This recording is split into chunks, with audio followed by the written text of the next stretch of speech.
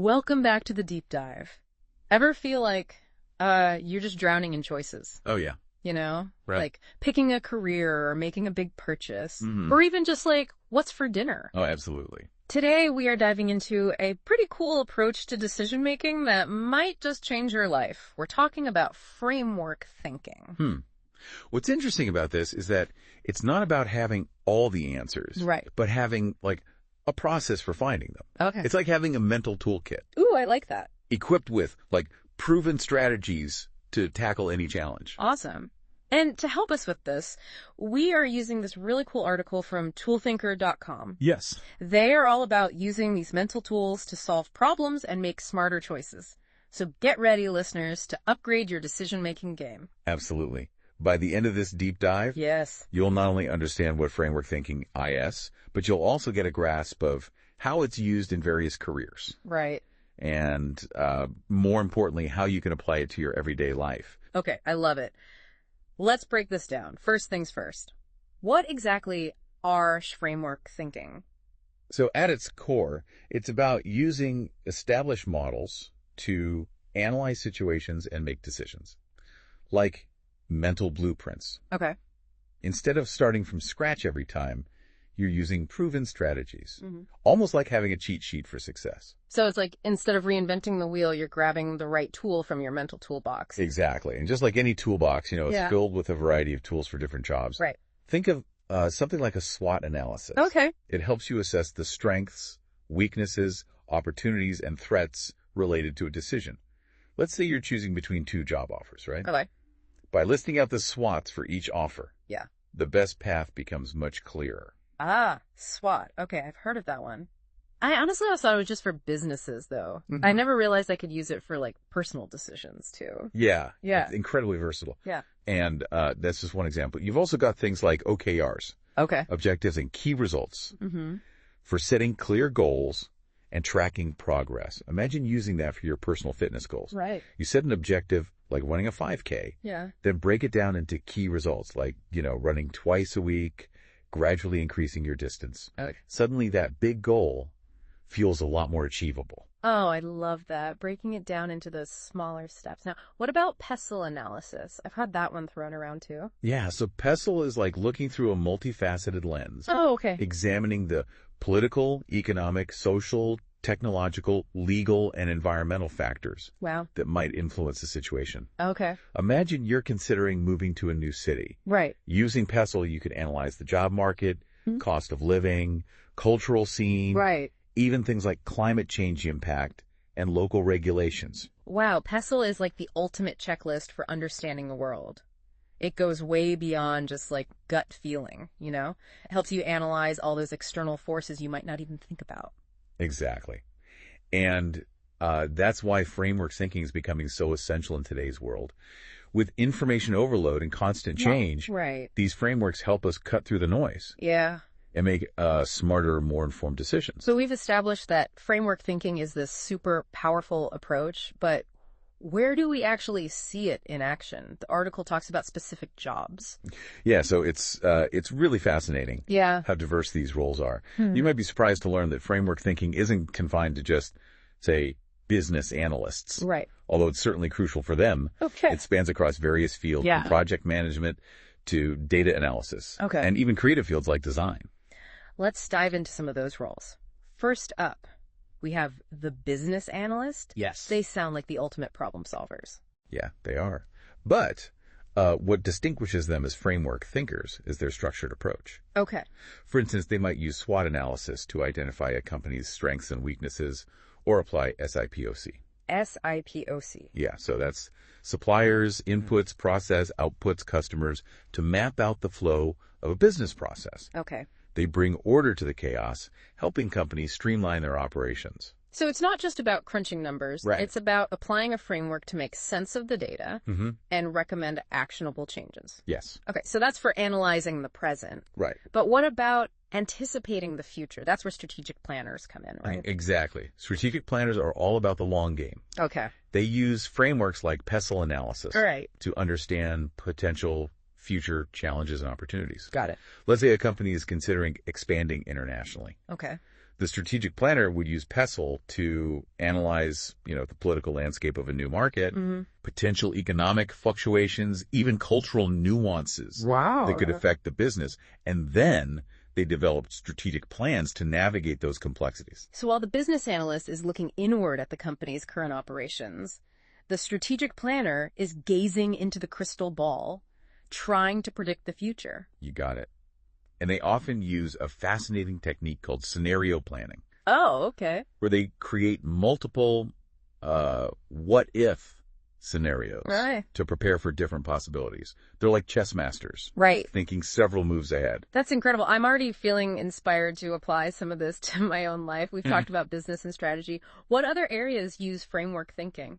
Well, how about actually getting things done? That's where project managers come in. Okay. And their tool of choice is often the Gantt chart. Okay, most people have probably seen a Gantt chart. It's like a timeline with all the tasks and deadlines laid out. Right. But what makes that framework thinking? Think of it this way. Building a house isn't just about, randomly putting bricks together. Right. You need a blueprint, a plan. The Gantt chart is like a project manager's blueprint. Okay. Helping them visualize the entire project, break it down into manageable tasks, and track progress. They also use frameworks to identify potential risks. Okay. Like, what if materials arrive late? What if a key team member gets sick? And then plan for contingencies. So they're not just managing tasks, they're managing uncertainty and complexity, all thanks to framework thinking. Okay, what else is in our mental toolbox? Well, if project managers are the architects of getting things done, operations managers are the engineers who ensure everything runs smoothly. Okay. They might use something called a visual factory. Visual factory? Yeah. Think dashboards with key performance indicators, graphs showing progress, all designed to make complex information easily digestible at a glance. Visual factory. Okay. It sounds kind of futuristic, but I can see how that would be incredibly useful. Instead of everyone digging through spreadsheets, you have this clear visual representation of what's going on. Exactly. They also use frameworks like Six Sigma, which is all about reducing defects and improving quality. Okay. It's like finding and eliminating those little hiccups that slow things down. Okay, so framework thinking isn't just about big decisions and strategic plans. It's also about optimizing everyday processes and making things more efficient. This is giving me so many ideas. What other job roles use this approach? Cool. Let's move on to an area that might seem less structured at first glance. Okay. Product development and design. Okay, so that's where we find product managers and UX UI designers, the folks who make those apps and websites we use every day. Yes. But how does framework thinking fit into that? It's all about understanding the user experience. Okay. And making sure the product solves a real problem for people. Right. Product managers often use the jobs to be done framework. It's not about adding fancy features, but rather figuring out what underlying need a customer is trying to fulfill. So, for example, if someone is buying a fitness tracker, it's not just about counting steps. Exactly. It might be about wanting to feel motivated, track progress, or even connect with a community. Exactly. And then they use Agile development methodology to build and refine the product in iterative cycles, incorporating user feedback along the way. It's a highly collaborative and flexible approach. That makes a lot of sense. It's about responding to what users actually need, not just what you think they need. Right. Okay, what about UX UI designers? They make things look good and easy to use, right? Absolutely. But it's not just about aesthetics, right? Yeah.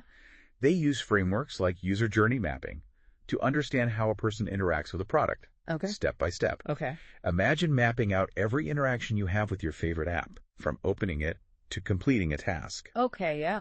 This helps designers identify pain points and create a smooth, intuitive experience. So they're thinking about the entire journey, not just isolated screens or features. Right.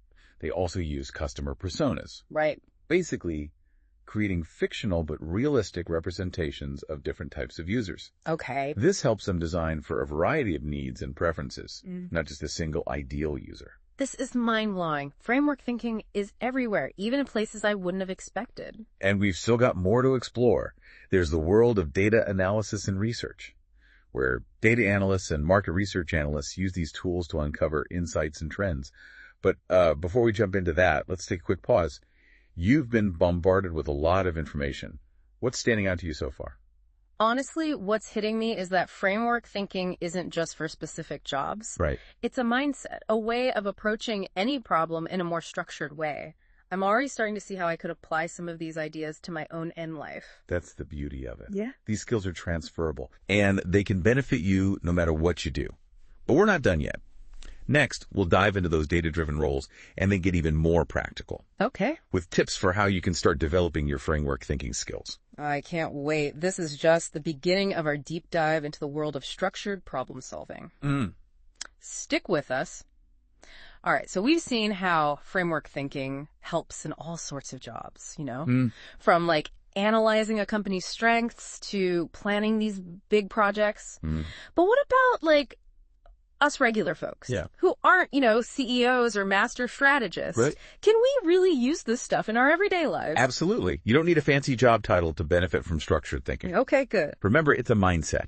Okay. A way of approaching problems big or small. Yeah. Let's say you're planning a vacation and you're just feeling overwhelmed with choices. Oh, yeah. Where to go, what to do, how to budget. Sound familiar? Oh, totally. Vacation planning can be exciting, but also super stressful. So many decisions. Exactly. Instead of just winging it. Yeah. Try applying a framework like SWOT analysis. Okay. List out the strengths, weaknesses, opportunities, and threats of each potential destination. Okay. What unique experiences does each place offer? What are the potential downsides, like weather or cost? Suddenly, those overwhelming choices start to feel manageable. I never thought of using SWOT for vacation planning. It's like bringing that CEO level thinking to my personal life. Yeah. And you can even take it a step further with a decision matrix. A decision matrix. Yeah. So you list your options along one side. Okay. And your criteria, like relaxation, adventure, affordability, along the other. Then score each option based on how well it meets your criteria, add up the scores, and boom, the best choice emerges. Okay, a decision matrix sounds like something I could actually use. It takes the emotion out of it and makes the decision feel more like objective. Exactly. And the same principle applies to other big life decisions. Okay. Let's say you're trying to decide whether to rent or buy a new apartment. Ooh, yeah. It's a huge financial commitment, so you want to be smart about it. Oh, tell me about it. That rent versus buy dilemma keeps me up at night. Well, a cost-benefit analysis can be a lifesaver here. Okay. List out all the costs and benefits of each option. Renting. You've got monthly payments, utilities, maybe a security deposit, but you also have flexibility. Yeah. Buying. You're building equity, but you've got a down payment, mortgage, property taxes, maintenance. Right. When you break it down like that, it feels less overwhelming. And once you see all the factors laid out, Yeah. you can weigh the pros and cons more objectively. Right. And make a decision that aligns with your financial goals and lifestyle. So framework thinking isn't just about making better decisions. It's about making decisions with more confidence. Right. Knowing you've considered all the angles. Exactly. It's about being proactive Yeah. and taking control. Right. Rather than feeling overwhelmed by choices. I think what's really cool is that the article highlights how crucial framework thinking is becoming in our world. It's like a survival skill for navigating all the complexity and information overload. Absolutely. As technology keeps evolving, Right. the amount of data we have access to is exploding. We need ways to make sense of it all. Yeah. And these frameworks provide a structure for doing just that. It's like having a filter for all that noise. You can focus on what's truly important and make smarter judgments. Right. And it's not just about professional success. It's about personal growth and well-being, too.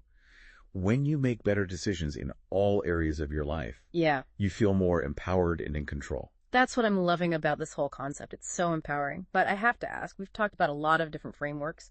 How do you know which one to use in a given situation? That's a great question. There's no one-size-fits-all answer, but a few key things to consider are the nature of the problem, Right. your goals, Okay. Yeah. and the information you need to gather. Sure. So, for example, if I'm trying to figure out where to invest my money, I need a framework that helps me assess risk. exactly. You might look into frameworks for risk assessment, portfolio diversification, or financial planning. Right. Each situation calls for a different tool. Okay, so it's about matching the framework to the specific challenge. But do I need to become an expert in every framework out there? Not at all. You don't need to be a walking encyclopedia of frameworks. Start with those that are most relevant to your interests and goals. So if I'm really into like personal productivity, I might dive into frameworks for time management or goal setting. Exactly. And you can always expand your toolkit as you encounter new challenges. This is making me realize how much I've been sort of winging it in life.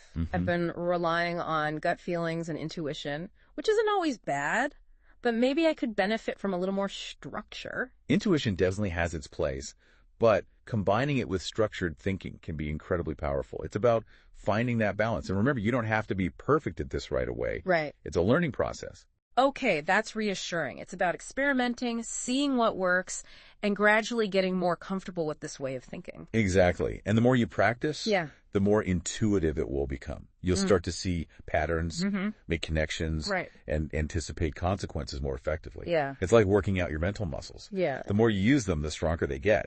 I'm loving this analogy.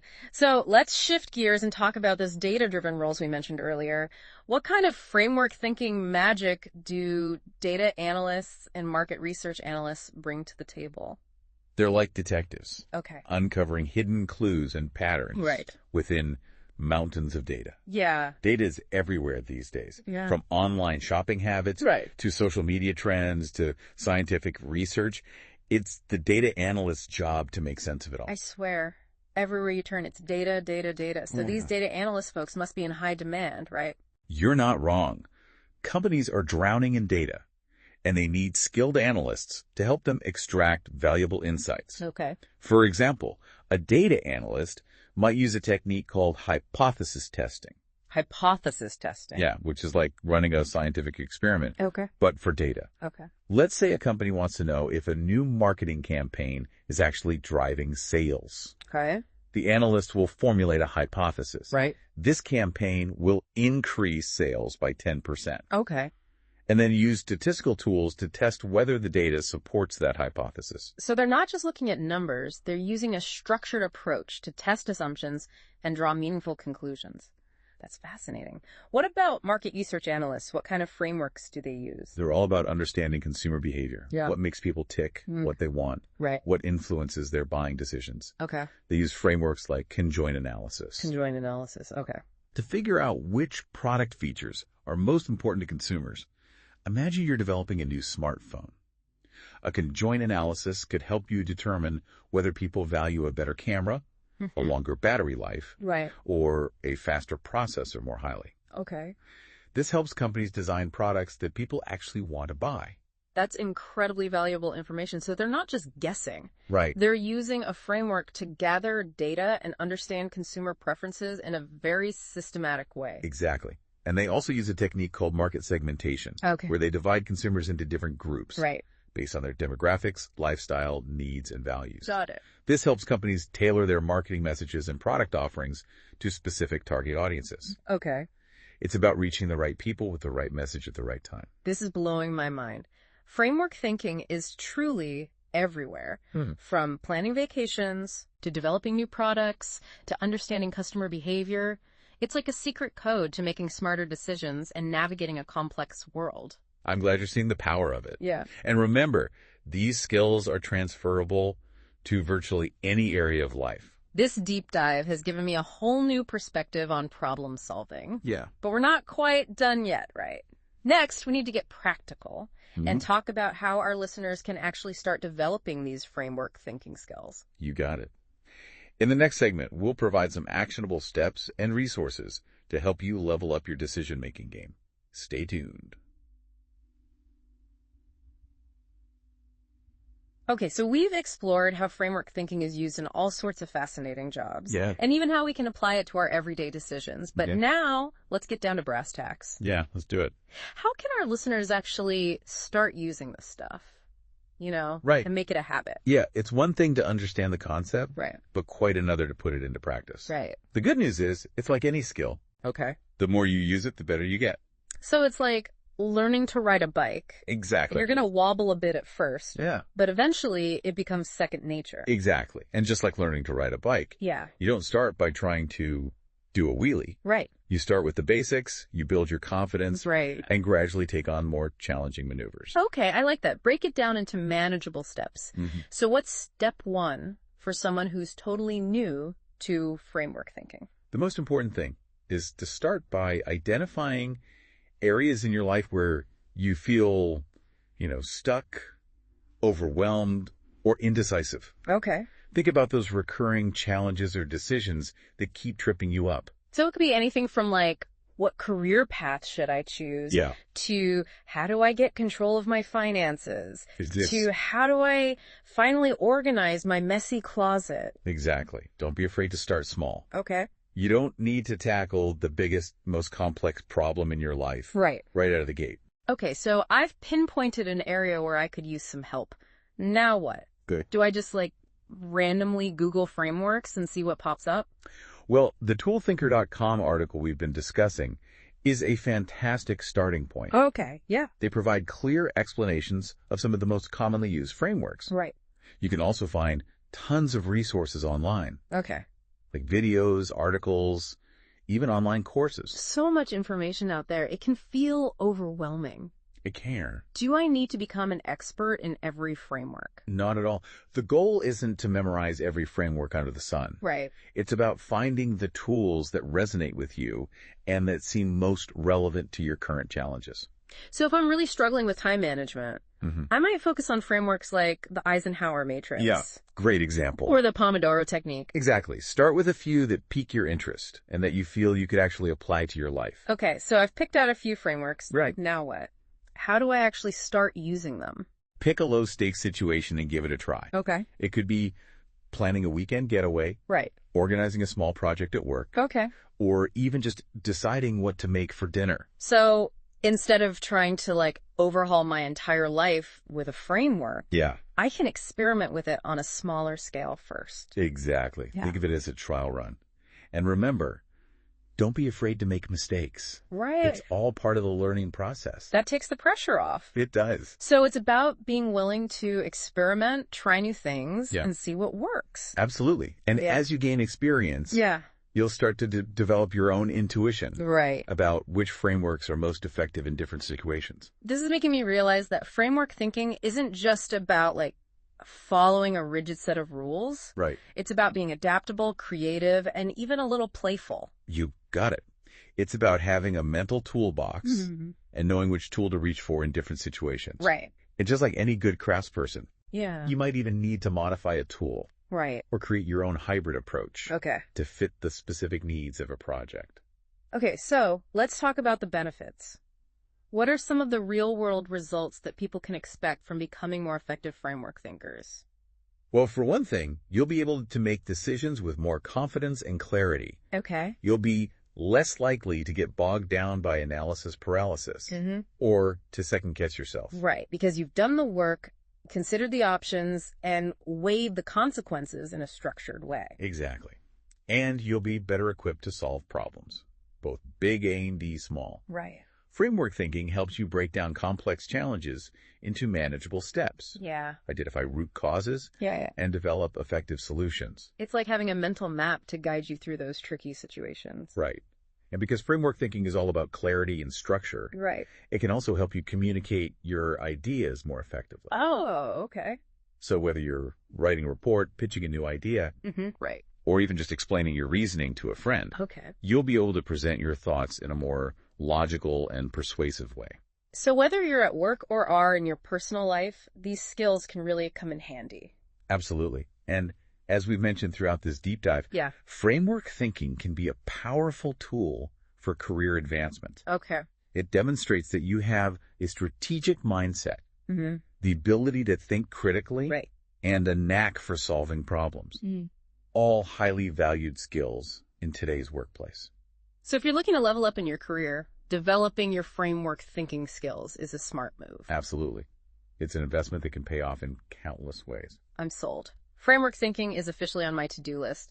But before we wrap up, is there anything else our listeners should keep in mind as they embark on this journey? Remember that it's not a magic bullet. Oh.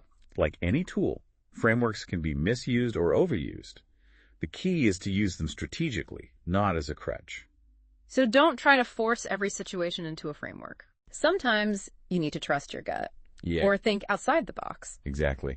And remember that framework thinking is just one piece of the puzzle. Right. It's important to cultivate other skills as well. Oh, okay. Like creativity, communication, and emotional intelligence. It's about finding that balance between structure and flexibility, analysis and intuition. Absolutely. Yeah. And the best way to find that balance is to simply start experimenting, see what works for you, Yeah. and have fun with it.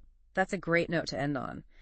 Framework thinking is a powerful tool for making better decisions. It is. Solving problems more effectively and achieving your goals. It's about taking control of your life and shaping your own destiny. I couldn't agree more. So go forth, dear listeners, and embrace the power of structured thinking. Yes. See what amazing things you can accomplish when you bring a little more framework to your life. And be sure to join us next time for another deep dive into a fascinating topic. Until then, keep thinking, keep exploring, and keep diving deep.